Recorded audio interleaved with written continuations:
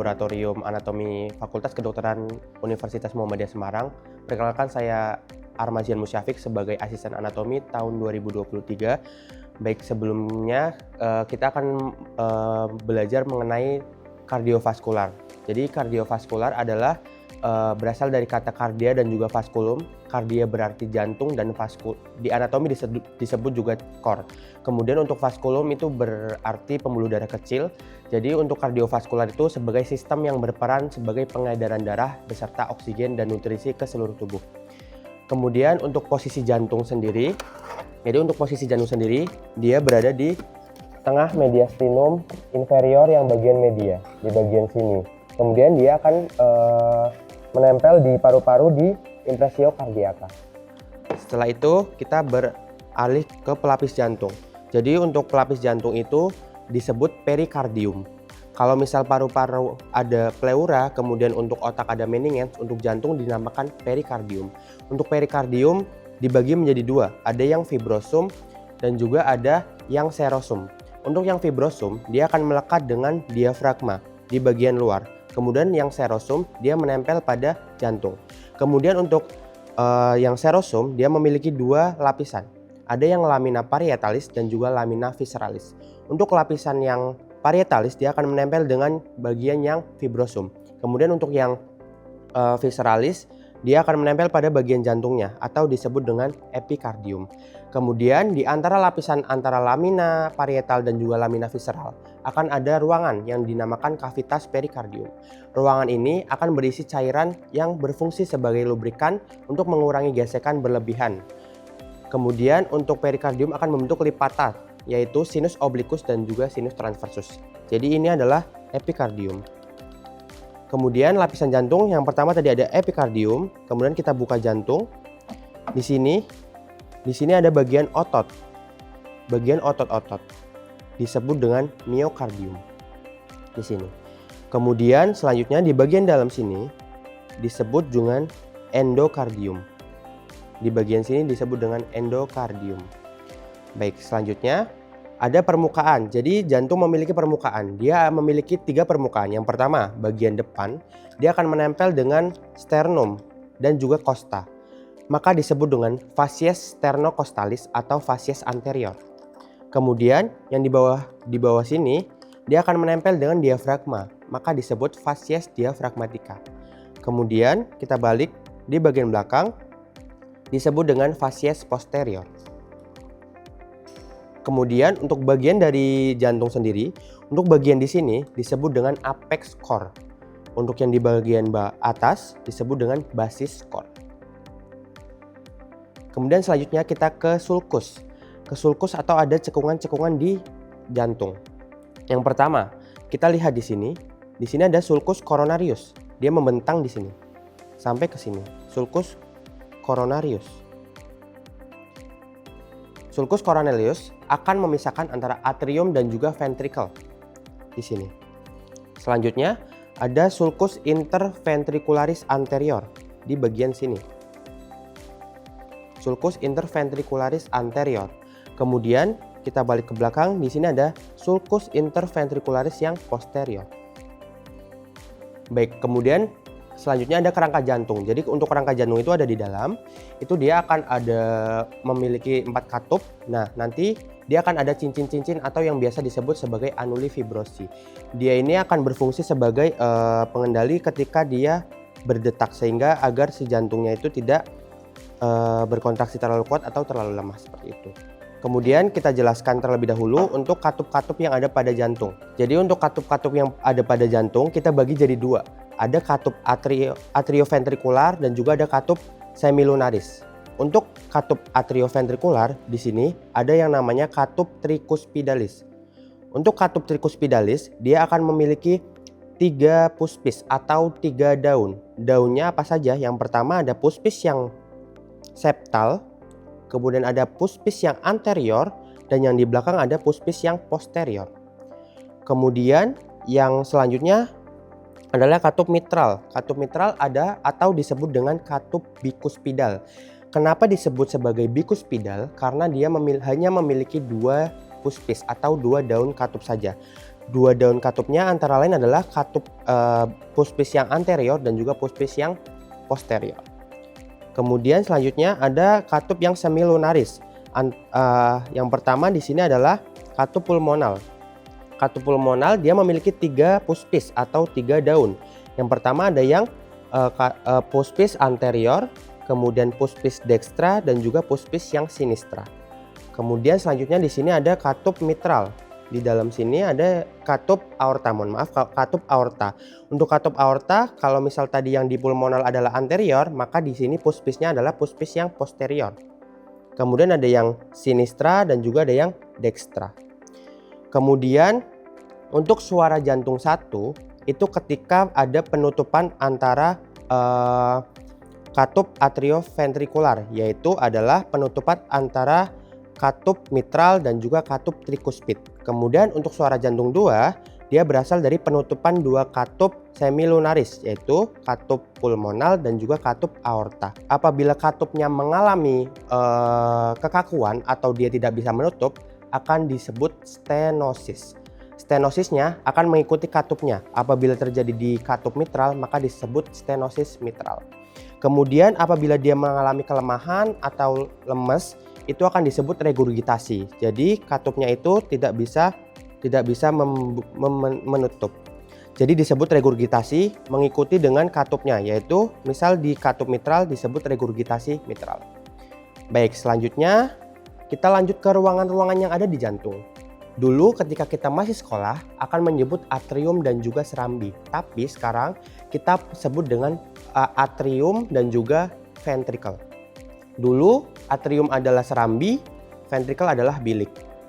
Oke, pertama kita ke ruangan-ruangan jantung. Yang pertama di sebelah sini ada atrium dextra.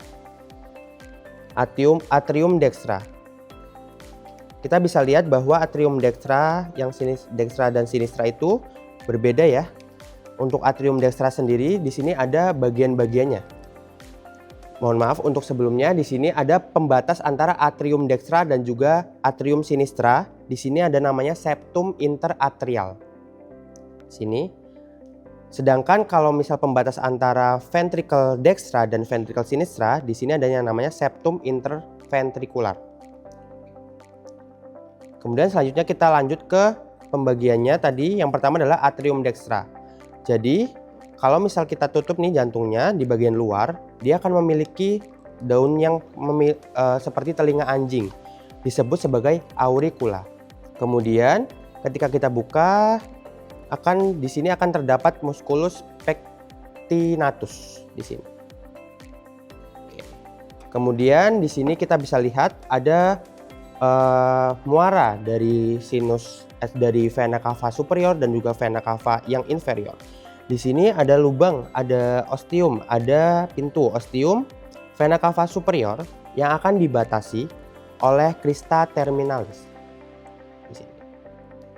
Kemudian kalau yang di bawah ada yang vena cava inferior. Untuk vena cava inferior nanti dia ada juga ostium vena cava inferior. Ostium vena cava inferior atau disebut dengan valvula eustasii. Kemudian selanjutnya di sini ada ostium sinus coronarius. Selanjutnya di sini ada ostium atrioventricularis yang akan dijaga oleh valvula tricuspidalis atau valva anterioventricularis sebelah dekstra. Kemudian tadi untuk ostium sinus coronarius disebut juga sebagai valva Tebesian. Dia dijaga oleh valva Tebesi. Kemudian di sini kita bisa lihat akan ada ketika kita fetus atau ketika di dalam janin ada yang namanya fossa ovalis. Fossa ovalis akan menutup ketika kita beranjak sudah lahir. Apabila tidak menutup akan dinamakan pecten fossa ovalis. Kemudian selanjutnya kita bisa lihat di sini ada trigonum atau bentuk segitiga. Disebut trigonum Koch. Dibentuk oleh satu dari sinus coronarius, kemudian ada tendon torado yang di sebelah sini, kemudian yang di bawah ada valva eustasian atau dari ostium vena cava yang inferior. Selanjutnya, kita ke atrium sinistra. Sama seperti yang atrium dextra, dia akan memiliki auricula yang mirip dengan kuping anjing di sini. Dia akan memiliki musculus juga, musculus pectinatus. Musculus pectinatus. Kemudian untuk dinding yang atrium dextra, dia akan lebih tebal. Karena atrium sinistra dia akan lebih tebal daripada atrium dextra. Karena beban kerja dari ruangan sebelah sinistra akan lebih besar atau lebih berat daripada yang sebelah dextra. Kemudian di sini dia akan memiliki ostium vena pulmonalis di sebelah sini. Ostium vena pulmonalis, tempat masuknya vena pulmonal. Kemudian dia di sini memiliki ostium atrioventricular sinistra. Dia akan dijaga oleh valvula mitral di sini. Valvula mitral tadi kita sudah bahas ya sebelumnya dengan katup jantung, atau valvula atrioventricular yang sebelah sinistra. Oke, lanjut kita ke ventricle ya. Ventricle, di sini kita ke ventricle yang dextra terlebih dahulu. Untuk ventricle dextra, kita akan temukan di sini adalah trabecula carne. Trabecula carne ini adalah otot-otot yang menonjol di sini. Seperti anyaman-anyaman. Kemudian ada chorda tendinea. Jadi chorda tendinea tuh ini, yang ini, chorda tendinea. Jadi untuk chorda tendinea itu dia akan menempel pada valva tricuspid. Dan di sini kita bisa lihat di sini ada musculus papillaris. Musculus papillaris ini nanti si chorda tendinea ini akan menempel pada musculus papillaris, atau dia nanti ditarik sama musculus papillaris agar dia tidak lepas si chorda tendineanya. Kemudian selanjutnya di sini ada trabecula septomarginal. Dia di dalam, bagian dalam, trabecula septomarginal yang menghubungkan antara AV node, berkas AV node dari septum interventricular ke dasar ventricle di lokasinya musculus papillaris yang anterior.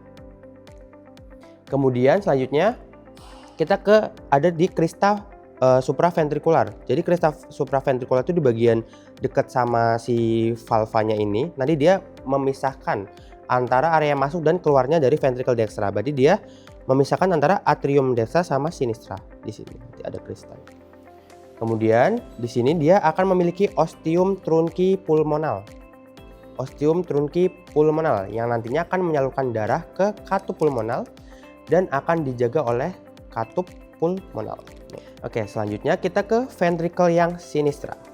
Ventricle yang sinistra dia lebih besar ukurannya daripada yang dextra.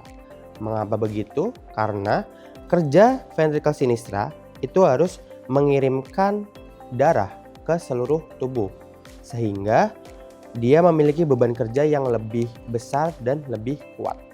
Kemudian di sini kita bisa lihat ada septum interventricular. Jadi septum interventricular di sini ada yang pars membranacea. Apabila dia tidak menutup atau dia ada lubang, disebut ventricular septal defect. Jika terjadi ventricular septal defect, maka akan terjadi percampuran darah. Kemudian di sini juga terdapat trabecula carne, ada chorda tendinea, dan juga ada musculus papillaris. Selanjutnya di sini ada ostium aorta akan dijaga oleh katup aorta. Selanjutnya kita belajar tentang sistem konduksi jantung. Yang kita ketahui kalau misal jantung akan menghantarkan listrik. Jadi pertama kita dimulai dari SA node di sebelah sini, di SA node. Jadi di SA node ini dia penghasil energi listrik, sehingga kita sebut pacemaker. Setelah itu dia akan menuju ke atrium sinistra dan juga atrium dextra. Apabila ke atrium sinistra kita sebut sebagai serabut Bachmann. Apabila di atrium dextra kita sebut sebagai serabut internoda. Selanjutnya kita nanti dari listriknya akan menuju ke bundle of His di sebelah sini. Setelah dari bundle of His, dia akan menuju ke bagian dextra dan bagian sinistra. Apabila ke bagian dextra maka disebut sebagai right bundle branch. Apabila ke bagian sinistra disebut sebagai left bundle branch. Kemudian untuk yang bagian dextra dia akan langsung menuju ke serabut Purkinje. Kalau yang bagian sinistra dia akan ke menjadi 3 berkas terlebih dahulu. Ada fasciculus anterior, fasciculus medial, dan juga fasciculus posterior. Lalu dia baru akan menuju ke serabut Purkinje. Baik, selanjutnya kita belajar mengenai inervasi atau persarafan dari jantung. Jadi untuk persarafan dari jantung itu dari sistem saraf otonom, yaitu dari plexus cardiacus yang terdiri dari 2 saraf, ada saraf simpatis dan juga ada saraf parasimpatis. Untuk yang dari simpatis, dari truncus sympathicus ada 3 ganglia cervical. Nanti dia akan membentuk nervus cardiaca cervicalis superior, medius, dan juga inferior. Kemudian ada 5 ganglia yang dari toraks akan membentuk ramus cardiaca thoracici. Semua ramus cardiaci tersebut bergabung menjadi plexus cardiacus. Kemudian nanti ke nodus avenot, kemudian ke miokardium dan juga pembuluh darah atau koroner. Nah, sistem saraf simpatis nanti akan meningkatkan frekuensi jantung dan juga kontraktilitas miokardium. Kemudian serabut saraf simpatis ini berasal dari serabut nervus vagus dari nukleus vagal yang akan mengeluarkan ramus cardiaci cervical superior dan juga inferior di toraks menjadi ramus cardiaci thoracici menuju ke plexus cardiacus. Untuk saraf parasimpatis sendiri, dia akan menurunkan frekuensi denyut jantung dan juga membuat pembuluh darahnya vasodilatasi atau mengecil. Kemudian kita ke vaskularisasi jantung. Sama seperti pulmo ya, cor juga memiliki 2 macam pembuluh darah, disebut dengan vasa privata dan vasa pubica. Yang artinya vasa privata akan memberikan nutrisi ke jantung, sedangkan vasa pubica menyalurkan darah dari jantung menuju ke seluruh tubuh dan menuju ke jantung. Nah, saya akan jelaskan yang vasa privata terlebih dahulu. Jadi, untuk vasa privata dari jantung, kita bisa lihat di sini ada arteri koronaria yang dextra. Dia berasal dari sinus aorta yang dextra. Nanti dia arteri koronaria yang dextra. Setelah itu, dia akan ke tepi inferior di sini. Ini disebut adalah arteri marginalis yang dextra di sebelah sini. Kemudian di sebelah sini dia akan membentuk ramus-ramus. Di sini ada ramus sinoatrial. Kemudian di sini ada ramus yang atrial. Setelah itu, di sini ada ramus yang interventrikular yang anterior. Kemudian apabila di belakang di sini ada ramus yang interventrikular yang posterior. Kemudian untuk arteri coronaris sinistra di bagian sini dia akan menjadi interventricularis yang anterior, ramus interventricularis yang anterior, dan juga ramus circumflexa bagian belakang sini ke belakang. Ramus circumflexa dan ramus interventricularis yang anterior. Kemudian selanjutnya kita menuju ke venanya. Untuk venanya dia berasal dari sinus coronarius. Sinus coronarius. Kemudian dia ada vena interventricularis yang anterior, yang bagian sinistra. Kemudian di sini ada vena cordis parva yang kecil-kecil ini, vena cardiaca parva. Kemudian ada di sini vena cardiaca magna. Vena cardiaca magna, vena cardiaca parva, dan yang di belakang ada vena cardiaca yang media. Venanya itu tadi ada vena cardiaca magna, parva, dan juga media. Dia akan bermuara di sinus coronarius yang di sini tadi dan akan menuju ke atrium yang dextra ke sini.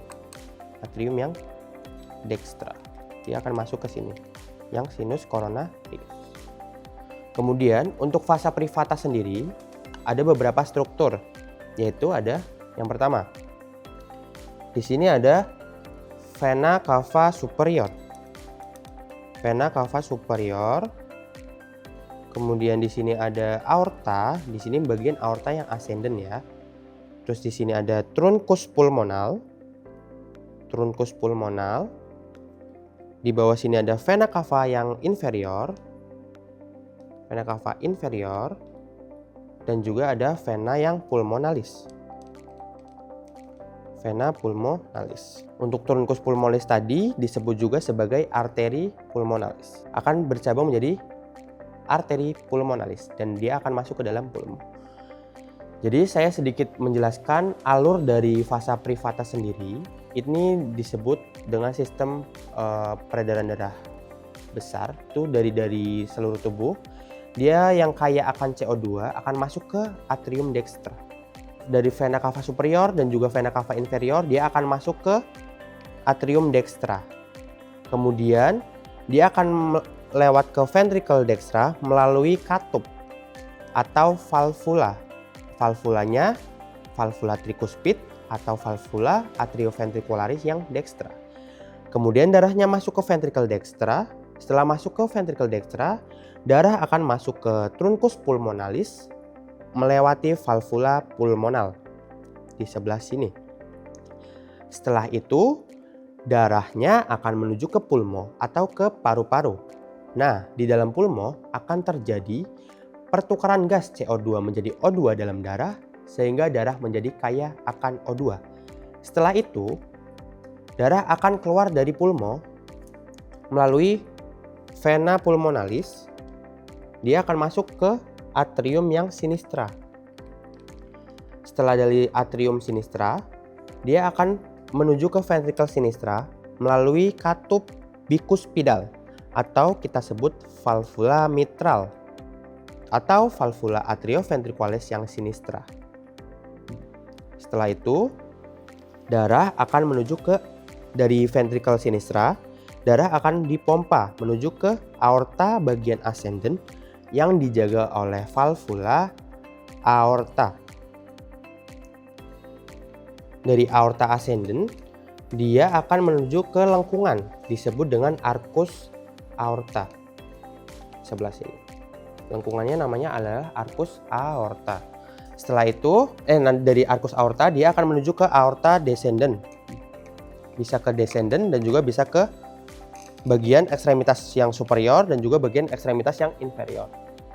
Kemudian kita jelaskan terkait vaskularisasi dari ke seluruh tubuhnya bagaimana, kemudian proses dari seluruh tubuh ke dalam jantungnya bagaimana. Yang pertama, tadi kita lihat ya, tadi kan darah yang kaya dengan oksigen dia akan melalui si ventricle yang sebelah sinistra, kemudian atrium sinistra, nanti dia ke ventricle sinistra, kemudian melalui katup yang aorta dia akan menuju ke aorta ascendent.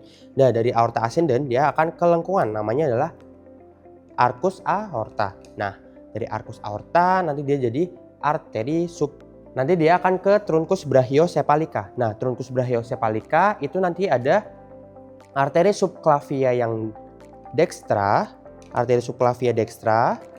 Kemudian ada arteri carotis communis yang dextra, arteri carotis communis dextra. Kemudian untuk arteri subclavia, dia kemudian akan menuju ke axillaris. Di bagian aksila atau di bagian ketiak adalah arteri axillaris. Kemudian selanjutnya dia akan ke arteri brachialis. Di bagian regiobrachium ini, arteri brachialis. Selanjutnya di sini akan menjadi 3 cabang. Yang pertama, ada arteri yang radialis di sebelah sini, arteri radialis. Terus di sini ada arteri ulnaris. Dan juga ada arteri interosea yang communicans. Kemudian mereka akan bercabang ke arcus palmaris yang superficial dan juga yang profunda di bagian sini. Oke, kemudian untuk venanya kita berasal dari tangan ya. Ini ekstremitas yang superior terlebih dahulu. Dia berasal dari rete venosum dorsalis manus. Rete venosum dorsalis manus. Kemudian di sini ada vena cephalica antebrachii. Kemudian ada vena basilica antebrachii. Ini ada cephalica. Ini ada vena basilica antebrachii, vena cephalica antebrachii, dan juga ada vena mediana antebrachii. Kemudian dia di sini akan menuju ke berkumpul ya di vena mediana cubiti.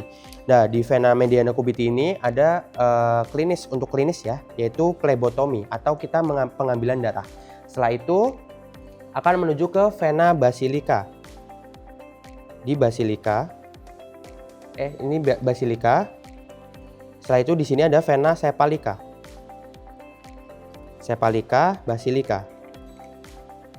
Yang basilika dia akan menuju ke vena yang aksilaris terlebih dahulu, sedangkan yang basilika kan tadi ke aksilaris terlebih dahulu, sedangkan yang sepalika dia akan menuju ke vena subclavia. Setelah dari aksilaris yang basilika tadi akan menuju ke vena brachiosepalika, kemudian ke vena cava superior. Mohon maaf, tadi dari aksilaris ke vena subclavia terlebih dahulu, kemudian yang sepalika juga ke sepalika sucus subclavia, kemudian dari vena subclavia dia menuju ke vena brachiosepalika. Setelah itu dari vena brachiosepalika dia menuju ke vena cava superior. Nah, setelah dari vena cava superior dia akan masuk lagi ke atrium dextra. Kemudian ke ventricle yang dextra, kemudian akan masuk ke pulmo melalui truncus pulmonalis yang akan bercabang jadi arteri pulmonal. Baik, kemudian kita lanjut ke yang ekstremitas yang inferior. Jadi dari paru-paru tadi, ini arteri terlebih dahulu dari paru-paru, nanti dia akan lewat ke vena pulmonal. Setelah itu dia akan melalui ke atrium sinistra, nanti lewat ke valva yang mitral, nanti dia ke ventricle yang sinistra. Setelah itu dia akan masuk ke katup aorta atau valva aorta. Terus nanti dia akan menuju ke aorta ascendens, nanti dia akan ke lengkungan disebut dengan arcus aorta. Kemudian nanti ada aorta descendens ke bawah, aorta descendens nanti dari aorta descendens jadi aorta abdominal. Nah, nanti di sini di aorta abdominal nanti dia akan bercabang ke organ-organ bagian dalam. Setelah itu ada bifurcatio aorta. Di sini ada bifurcatio aorta. Kemudian akan jadi iliaca communis yang dextra dan juga iliaca communis yang sinistra. Ini ada bifurcatio aorta, nanti jadi iliaca dextra dan iliaca yang sinistra.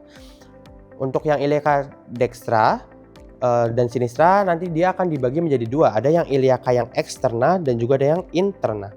Ini ada yang eksterna dan juga ada yang interna. Ada yang eksterna, ada yang interna. Kalau misalnya yang interna dia akan memvaskularisasi daerah pelvis dan juga genital. Sedangkan yang eksterna akan memvaskularisasi ekstremitas bagian bawah. Yang pertama, nanti dia akan dari iliaca eksterna dia menuju ke femoralis. Setelah dari femoralis dia akan ke arteri poplitea. Di arteri poplitea sini. Di bagian sini. Nah, dari poplitea nanti dia ke tibialis yang anterior. Nih di sini. Nih tibialis anterior di sini, tibialis anterior. Setelah ke tibialis anterior terakhir dia di arteri dorsalis pedis di sini. Terus tadi yang poplitea juga bercabang ke tibialis yang posterior. Tibialis posterior. Kemudian nanti dia ke arteri fibularis. Kemudian ke plantaris yang medial dan juga ke plantaris yang lateral. Plantaris medial dan lateral. Setelah itu dia akan menuju ke arcus plantaris profundus di bagian dalam di sini. Arcus plantaris di sini. Kemudian untuk venanya bagaimana? Untuk venanya berasal dari rete venosum dorsalis pedis. Rete venosum dorsalis pedis. Di sini kita lihat di sini ada namanya vena sapena parva. Di sini ada vena sapena magna. Vena sapena parva dia akan menuju ke vena poplitea.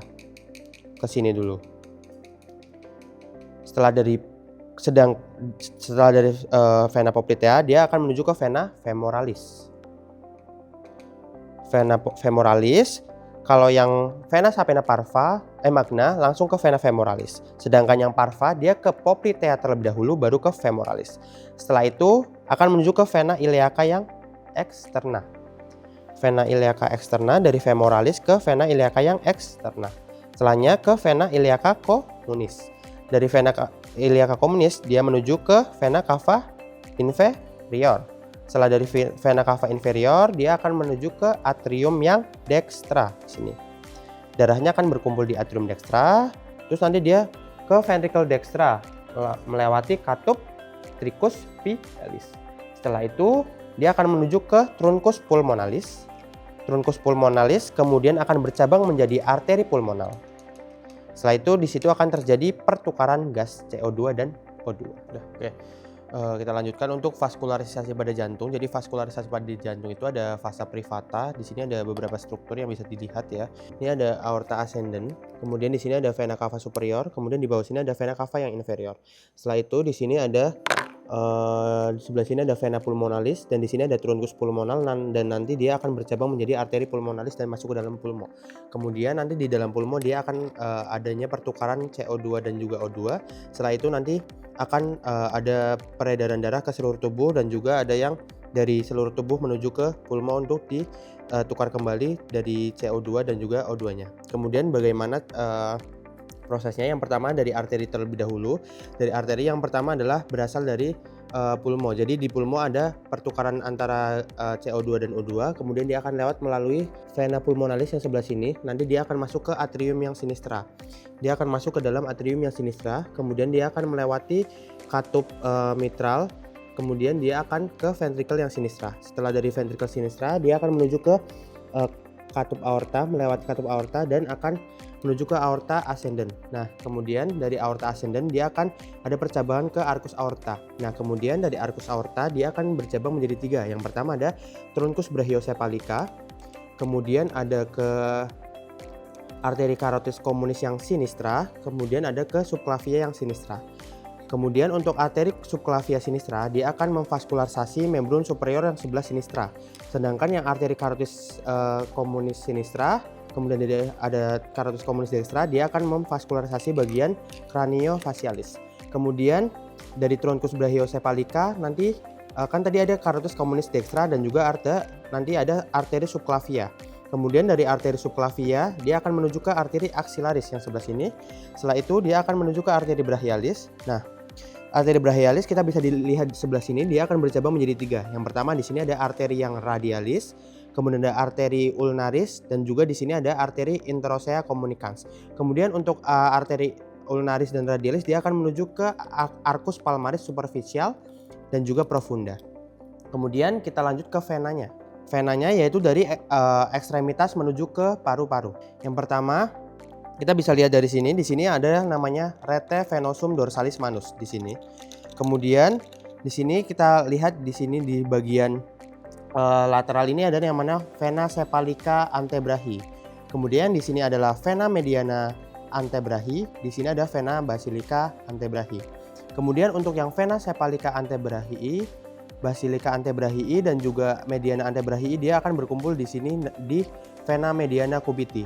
Nah, vena mediana cubiti ini klinisnya untuk plebotomi atau untuk pengambilan darah, pengambilan sampel darah. Kemudian selanjutnya adalah dari vena basilica dia akan menuju ke vena axillaris. Dari basilica akan menuju ke axillaris, kemudian ke vena subclavia. Sedangkan yang cephalica dia akan langsung menuju ke vena subclavia. Setelah dari vena subclavia dia akan menuju ke vena brachiocephalica, kemudian selanjutnya ini akan menuju ke vena cava superior. Setelah dari vena cava superior dia akan masuk melalui ostium vena cava superior, kemudian masuk ke atrium yang dextra, kemudian akan melalui katup yang tricuspidal, kemudian ke ventrikel yang dextra. Setelah itu dia akan melalui truncus pulmonal yang dijaga oleh katup pulmonal dan dia akan masuk ke dalam paru-paru. Akan bercabang menjadi arteri pulmonalis yang akan nanti diproses kembali. Setelah itu untuk yang di bagian ekstremitas inferior, yang pertama dari pulmo lagi, dari pulmo, kemudian dia akan melalui vena pulmonalis menuju ke atrium dextra, kemudian ke atrium sinistra, kemudian ke ventricle sinistra, kemudian melalui katup aorta dan akan ke aorta ascendens. Dari aorta ascendens dia akan menuju ke lengkungan sini, lengkungannya namanya arcus aorta. Nah, nanti arcus aorta habis itu ke aorta ascendens dulu, terus arcus aorta. Setelah itu ada yang aorta descendens. Jadi aorta descendens itu dibagi jadi 2, ada yang untuk toraks dan juga untuk abdominal. Nah, ini yang untuk abdominal, nanti dia akan memperdarahi bagian-bagian organ dalam yang ada di perut, di abdomen ya. Setelah itu nanti di sini ada di sini nih namanya adalah bifurcatio aorta. Setelah itu dia akan bercabang menjadi 2, ada yang iliaca communis sinistra dan iliaca communis dextra. Kemudian untuk iliaca communis sinistra dia akan memperdarahi pada bagian yang sinistra, sedangkan yang dekstra juga sebagian bagian yang dekstra. Kemudian untuk iliaka communis itu nanti dibagi menjadi dua, ada yang interna dan juga ada yang eksterna. Untuk yang eksterna sendiri di sini akan ada arteri, bisa kita lihat ada di bagian femur, regio femur itu adalah arteri femoralis. Kemudian dia akan ke sini ke bagian poplitea yang disebut arteri poplitea. Kemudian akan ke sini. Ini adalah tibialis yang anterior. Tibialis anterior dia akan menjadi arteri dorsalis pedis. Kemudian di sini ada arteri tibialis posterior. Tibialis posterior dia akan bercabang menjadi arteri fibularis, kemudian arteri plantaris yang medial dan juga yang lateral. Kemudian dia nanti selanjutnya akan di arcus plantaris yang profunda ke dalam sini. Kemudian untuk venanya. Jadi untuk venanya, vena kan berasal dari ekstremitas menuju ke pulmo. Jadi nanti dia dari sini dari rete venosum dorsalis pedis. Kemudian yang dari lateral ini ada sapena yang parva. Sapena parva, untuk sapena parva dia ke vena poplitea dulu nih. Terus di sini ada vena sapena magna. Nah, untuk sapena magna dia akan langsung ke femoralis. Sedangkan yang sapena parva dia ke poplitea dulu. Baru dari poplitea dia menuju ke vena yang femoralis. Setelah itu nanti dari vena femoralis dia menuju ke vena iliaca yang eksterna. Untuk yang interna dia akan memperdarahi bagian-bagian pubik dan juga bagian genital. Nah, setelah dari iliaca eksterna dia akan menuju ke iliaca communis. Iliaca communis, setelah itu dia ke vena cava yang inferior. Setelah dari vena cava inferior dia masuk ke dalam jantung di bagian atrium yang dekstra. Nah, itu nanti dilanjutkan ke ventricle dekstra, kemudian ke katupulmonal, lewat katupulmonal terus ke truncus pulmonal. Setelah itu nanti akan masuk ke pulmonalis seperti itu. Kemudian ini adalah bentuk jantung dilihat dengan kadaver ya. Sini bisa lihat bagian-bagiannya. Ada apex, kemudian basis. Ini fasies-fasiesnya terlihat. Ini yang sternocostalis, diafragmatika, dan bagian belakang adalah fasies yang posterior. Ini bisa dilihat juga ruangan-ruangannya. Baik, demikian pembelajaran terkait sistem kardiovaskular. Semoga dapat bermanfaat. Terima kasih. Wassalamualaikum warahmatullahi wabarakatuh.